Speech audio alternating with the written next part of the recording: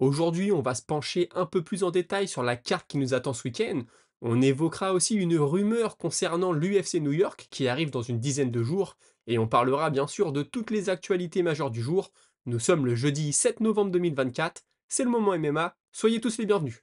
Man, how the hell you doing? I've been just fine living life with the noose and in my mind, all I hear is music. Watching your mouth move, damn you look stupid. I feel like everyone's a stranger.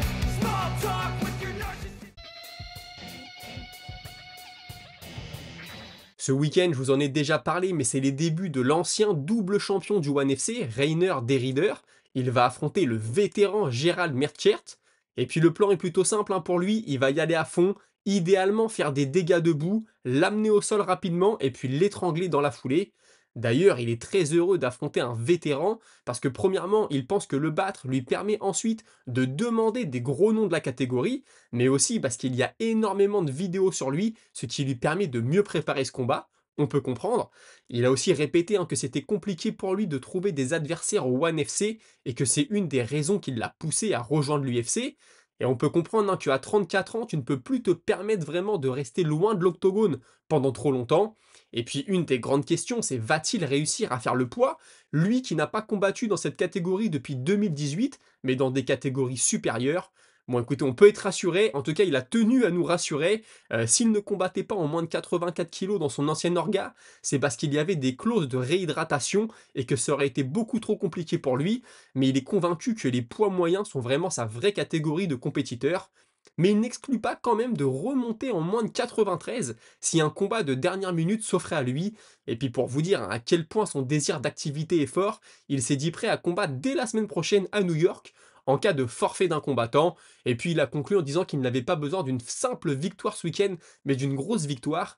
C'est vrai qu'il est connu pour étrangler tout le monde. S'il arrivait à étrangler un vétéran comme Merchiert, qui est connu pour être très bon au sol, forcément, ça serait de très bon augure pour la suite. Neil Magny, hein, lui, sera notre main event ce week-end, et il ne considère pas son adversaire, à savoir Prates, comme un jeune combattant en manque d'expérience. Il rappelle qu'il a quand même 26 combats à son actif, et puis Magny, hein, il enchaîne les combats contre la jeune garde de la catégorie, avec plus ou moins de succès, bien sûr, hein. On peut citer Rachmonov, Malot ou encore Morales.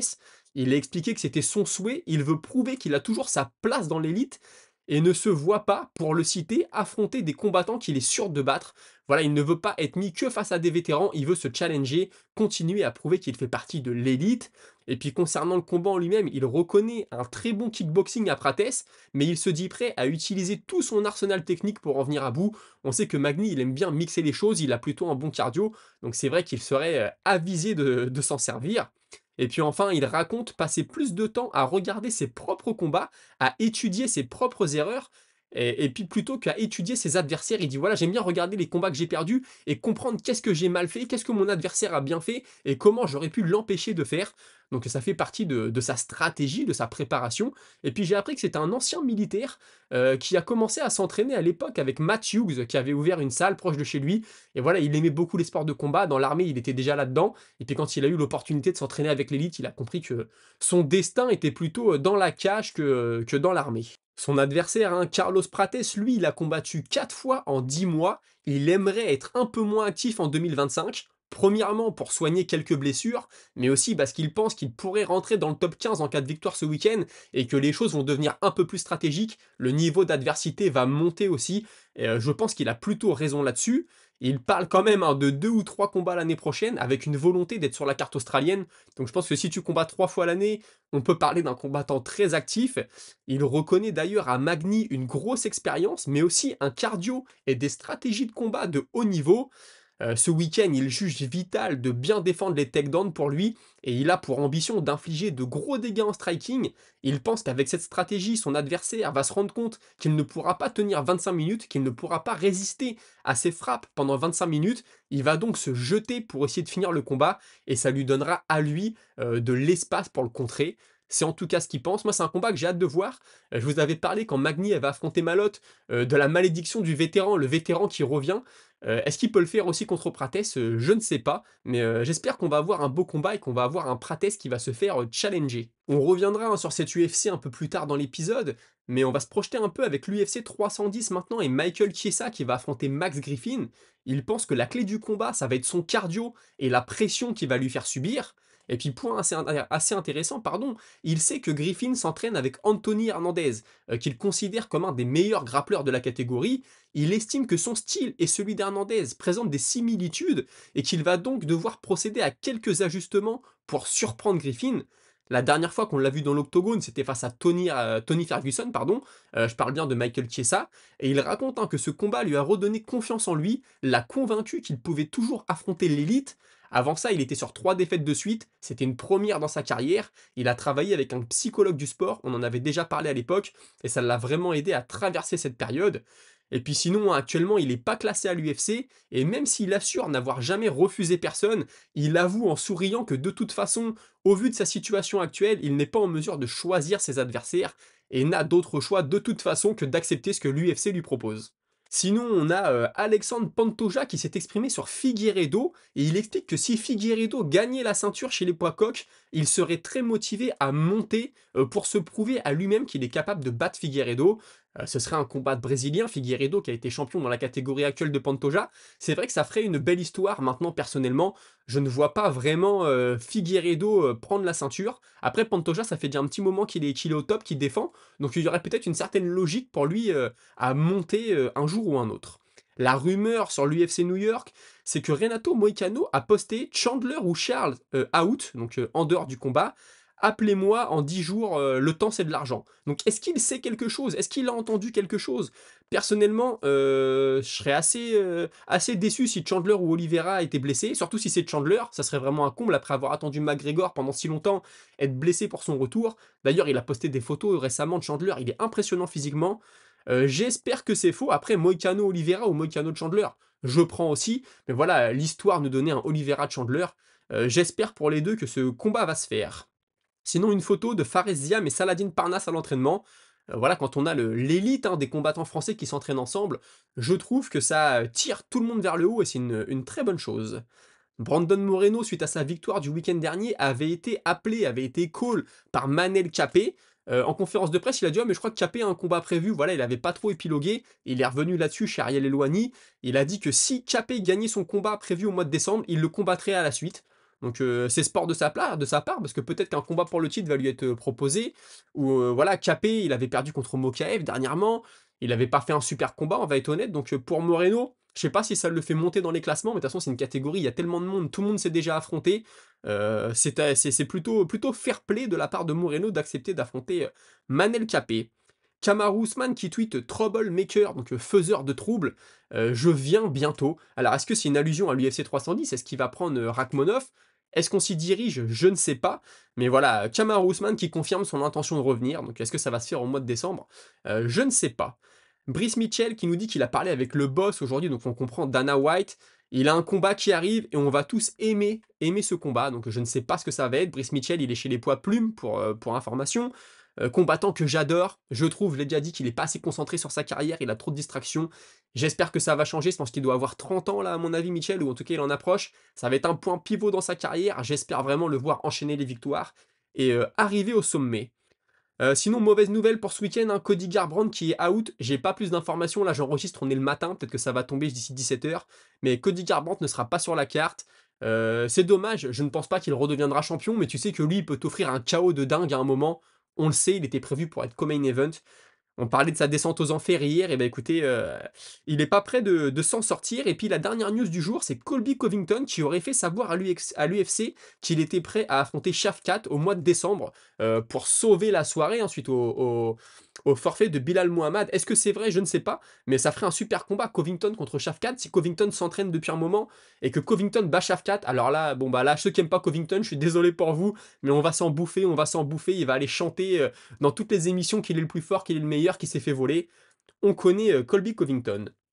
Tout de suite, on passe à notre petite tradition. Je sais pas si je pourrais enregistrer demain, donc je le fais aujourd'hui. Notre petit moment Paris, vous le savez, on s'éternise pas, je vous donne les cotes, que vous soyez au courant. Je vous dis ce que j'en pense quand il y a besoin, mais en tout cas, comme je le dis chaque semaine, si vous avez besoin de détails sur la carte du week-end, UFC, analyse et pronostic, il fait ça très bien, il fait une vidéo par semaine. N'hésitez pas à aller le soutenir, ça me ferait très plaisir, et à lui aussi. On commence avec Mansour Abdulmalik contre Dusko Todorovic, 1,22 Malik. Todorovic 3,40. Est-ce que ça se tente? Je sais pas. Todorovic, il m'a souvent déçu. Je pense que si on veut être, comment dirais-je, si on veut maximiser nos chances, faut peut-être y aller plutôt avec Abdulmalik. Ensuite, on a Pinheiro contre Robertson. C'est pareil, Pinheiro 1,21. En fait, c'est des combattants. Moi, j'ai pas assez d'informations personnellement pour te dire lui, il va battre lui parce qu'il sait faire ça et pas lui. Instinctivement, j'irais plutôt vers Robertson. Ensuite, on arrive dans ce qui nous intéresse là, vraiment, Derrider pardon, contre Merchert. Derrider est favori à 1,28, c'est normal. Maintenant, Derrider, il n'a pas connu un super niveau d'opposition, lui-même le reconnaît, hein, donc je manque de respect à personne là-dedans. Est-ce que Mertier peut le faire? Franchement, je pense. Je pense que Mertier peut nous surprendre. Derrider, il nous assure que le poids va être fait, mais est-ce qu'il va pas être un peu affaibli? Après, c'est une petite salle à l'UFC, c'est pas la grosse salle, donc il va peut-être moins se faire manger par l'événement. Moi, j'ai envie de croire en Mertier, j'aime beaucoup Mertier, donc s'il y a une grosse cote à sortir, j'ai envie de la sortir sur Mertier, mais bien sûr, je peux me tromper. Ensuite, on a Ricky Turcios, que j'aime beaucoup comme combattant, contre Sopage, qu'on connaît un peu moins de toute façon, on va pas se mentir. 1,24 Sopage, alors à vous de voir si vous prenez le risque ou pas. Et puis ensuite, on arrive au main event. Neil Magny, il est à 5 contre Carlos Prates, 1,09. C'est vrai que moi, j'ai Prates favori. Maintenant, est-ce que Magny peut lui faire à l'expérience? Magny, on sait qu'il peut manger pendant plusieurs rounds et revenir. Vous avez vu ce qu'il avait fait à Malotte. Donc c'est possible. Maintenant, Magny, il commence peut-être à être un peu usé aussi, hein. Moi, quand tu prends les Shafkat et les Morales, c'est des mecs quand même qui te pètent, hein, faut être honnête. Voilà, 5, la cote à 5, peut-être Castante, je sais pas. Ah si, moi je parie pas, vous le savez. Si j'avais dû parier sur Merchart avec la cote à 3, je pense que ça serait ma seule grosse cote de la carte et que j'irais plutôt avec Carlos Prates. Mais Prates, on peut encore avoir des questions à l'heure actuelle sur lui. Donc à vous de voir. J'espère que ça vous aura permis d'y voir un peu plus clair. Vous savez, je suis pas spécialisé dans les prévisions. Je les cite parce que ça fait partie de l'actualité. N'hésitez pas à liker, vous abonner. Tout de suite, on passe à votre moment avec la Minute Auditeur. Minute Auditeur que je commence avec Kengan01 qui me dit Bonical contre Shimaev. Bon bah écoute, c'est vrai que du point de vue du match-up, deux lutteurs, ça fait rêver. Moi, je mets quand même plus d'expérience à Shimaev, surtout debout. Maintenant, Bonical, je pense qu'il est sur la bonne voie. Il travaille très dur. C'est un lutteur universitaire. C'est un mec qui a la discipline ancrée en lui. Donc il peut le faire, très, très certainement. Maintenant, c'est pas pour tout de suite, peut-être fin 2025, hein, encore 2 combats, peut-être pour Nika, là, New York, encore 2 après, peut-être fin 2025, que Shimaev aura la ceinture, qui viendra le challenger. Je ne sais pas, mais bon, pour l'instant, je pense que Nikal est encore un peu loin au classement. Christian Bouchard, alors là, je sais pas ce que t'as contre Nikal, mais tu me dis, j'espère seulement que Paul Craig va briser la nuque à Nikal, je déteste ce type. Bon, je te disais que moi, j'ai rien contre Nikal personnellement. Après, on a justement notre ami UFC Analyse et Pronostic qui me dit, même s'il a perdu plusieurs de ses derniers combats, Paul Craig reste dangereux en grappling. Je suis d'accord avec toi, il avait notamment battu Ankalev, hein, c'est ce que tu me dis après, à la dernière seconde. Donc oui, il avait aussi cassé le bras de Hill, on s'en rappelle. Donc oui, il reste dangereux, tu peux pas faire d'erreur contre ce mec-là. Bonical, je pense qu'il est habitué à être en position dominante, l'autre il est habitué à être sur le dos, donc tout peut se jouer. Maintenant, forcément, la jeunesse est du côté de Nikal, la fougue est de son côté. Donc espérons que ça le fasse. Et puis toujours analyse UFC, analyse et prono qui me dit je suis quand même impatient de voir Jones contre Miocic. Ça reste un combat de légende et ça marquera l'histoire du MMA. Bien sûr, j'aurais aimé que ça soit fait il y a 3-4 ans, mais bon, écoute, on prend ce qu'on a. Je vois Jones l'emporter, je pense qu'il prend ce combat très au sérieux et il sera au top le jour J. Je pense aussi qu'il a pas envie de salir sa réputation en faisant un combat dégueulasse. Mais attention à se typer, il sera aussi en pleine forme et avec le retour réussi de Jones sur Gann, une longue absence ne veut plus forcément dire que le combattant est fini quand c'est à ce niveau-là, même si Miocic a plus de 40 ans. D'ailleurs, Miocic, en interview, il a dit que ce long layoff, cette longue pause après Ngannou, lui a permis de ne pas continuer à prendre des coups pendant des années. Donc oui, il a plus de 40 ans, mais dans la cage, il en a peut-être un peu moins. C'est ce qu'on dit, l'âge dans la cage est parfois différent. Peut-être, écoute la réponse. Je suis sûr qu'il va se défendre et amener de l'adversité dans la cage vivement samedi. Oui, moi aussi, plus ça va, plus j'ai envie de voir ce combat en fait. J'aurais préféré Aspinal, bien sûr. J'ai beaucoup aimé Stipe Miocic dans sa carrière. Petit doute, vous me direz ce que vous en pensez. Miocic, quand il s'est retrouvé sur le dos face à Daniel Cormier, il n'a pas fait grand-chose. S'il se retrouve sur le dos face à Jones, ça craint. Maintenant, l'emmener au sol, Miocic, c'est pas facile. On l'avait vu lutter d'ici contre la cage, il avait été très puissant. Est-ce qu'il serait aussi puissant contre Jones? Je ne sais pas.